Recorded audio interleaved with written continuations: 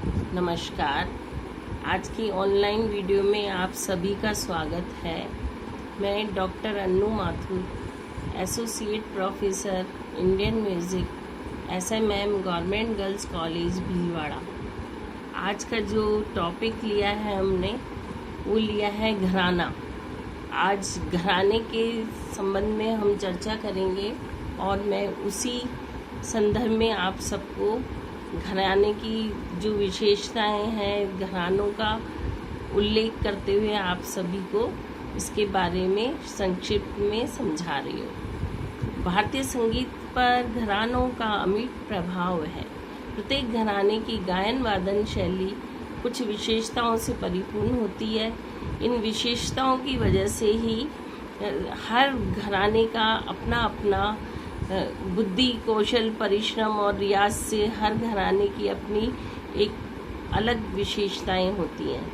उसी आधार पर घरानों की जो परंपराएं चल रही हैं पुराने समय से, उन्हीं शैलीगत विशेषताएं जो दी गई हैं उसके बारे में मैं आपको समझा रही हूँ। घराने का अर्थ विशिष्ट गुरु परंपरा से होता है। घराना गुरु तथा उसके शिष्य के संयोग से बनता है। यह एक विशिष्ट गायन वादन या नृत्य शैली का सूचक होता है जो परंपरा का माध्यम बन जाता है।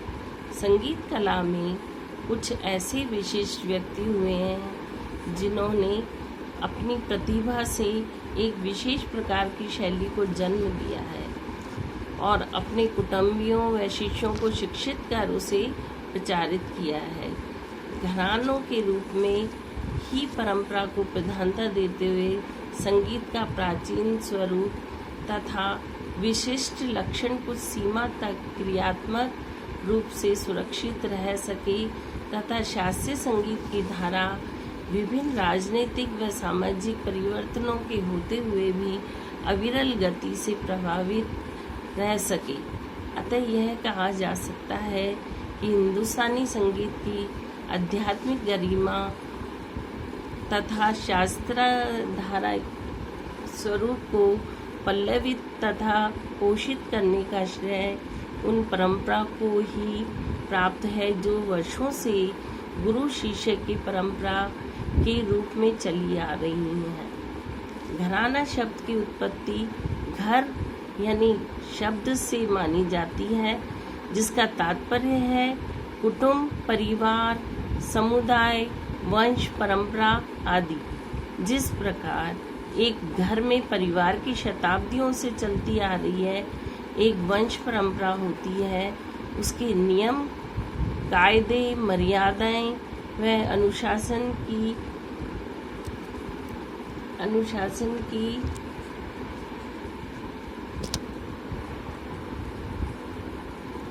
सीमाएं होती हैं।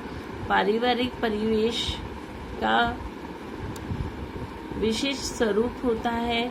उसी प्रकार सांगीतिक भाषा में घराने का तात्पर्य उस परंपरा से है जो शिष्य, गुरु और उन अनेक पीढ़ियों तक चलती रहती है। यह संबंध गुरु शिष्य का होता है, पिता पुत्र का। संगीत शिक्षण के समय तक शिक्षक व शिक्षार्थी का ही रहता है। शताब्दियों से चलती हुई परंपरा उच्च कोटि के गुरु व शिष्य, उनके व्यक्तित्व संबंध, स्नेह, दृढ़ विश्वास तथा अपनत्व की भावना, शैक्षणिक मर्यादाएं, सीमाएं, अनुशासन आदि सब मिलकर घराने को सार्थक करते हैं। कालांतर में शिष्य परंपरा द्वारा ग्रहित व विशिष्ट सौंदर्यात्मक तत्व विशिष्ट गायकी के प्रतीक बन जाते हैं और पीढ़ी दर पीढ़ी जब गायन या वादन शैली विशेषताएं एक पहचान के रूप में उभर कर सामने आने लगती हैं तो वह शिष्य परंपरा मूल संगीतकार के नाम से या उसके निवास स्थान के नाम से प्रसिद्ध हो जाता है और कालक्रम में विशिष्ट घराने के रूप में नामांकित हो जाता है। गुरु व शिष्य, कई पीढ़ियों की गुरु व शिष्य परंपरा आदि सब मिलाकर एक घराना बनता है। तात्पर्य यह है कि जब कोई गायक अपनी स्वतंत्र प्रतिभा से अन्य गायकों की तुलना में कुछ वैशिष्ट्य उत्पन्न करता है और वह वैशिष्टता उसके शिष्य में भी स्थानांतरित हो जाती है, तो यह सिलसिला 2 पीढ़ी तक चलने पर वह मूलतः विशेषता गायक के गायन की विशिष्ट रीति या शैली के रूप में पहचानी जाने लगती है।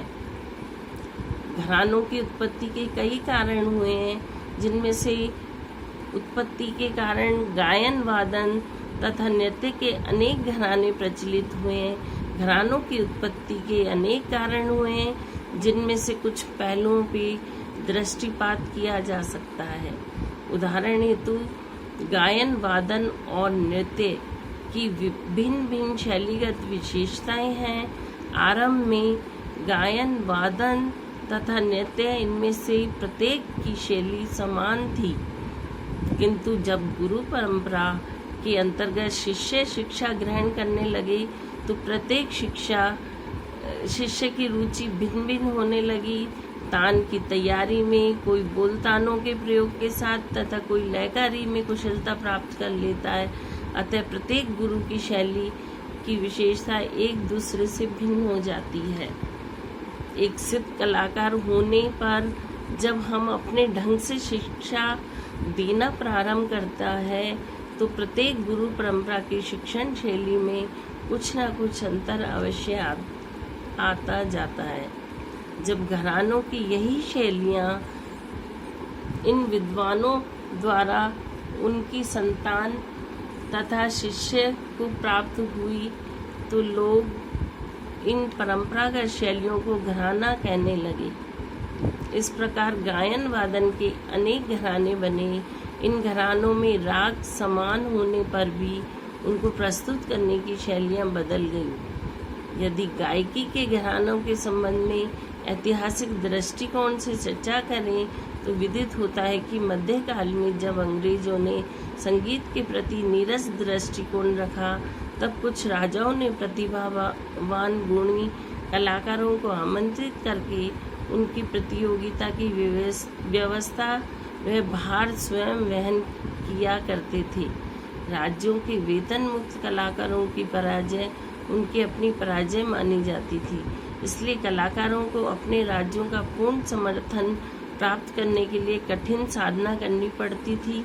मध्यकालीन परिस्थितियों में संगीतज्ञों की 2 श्रेणियां संगीतोपासक व संगीत जीवी संगीतज्ञों के रूप में भी उभरी।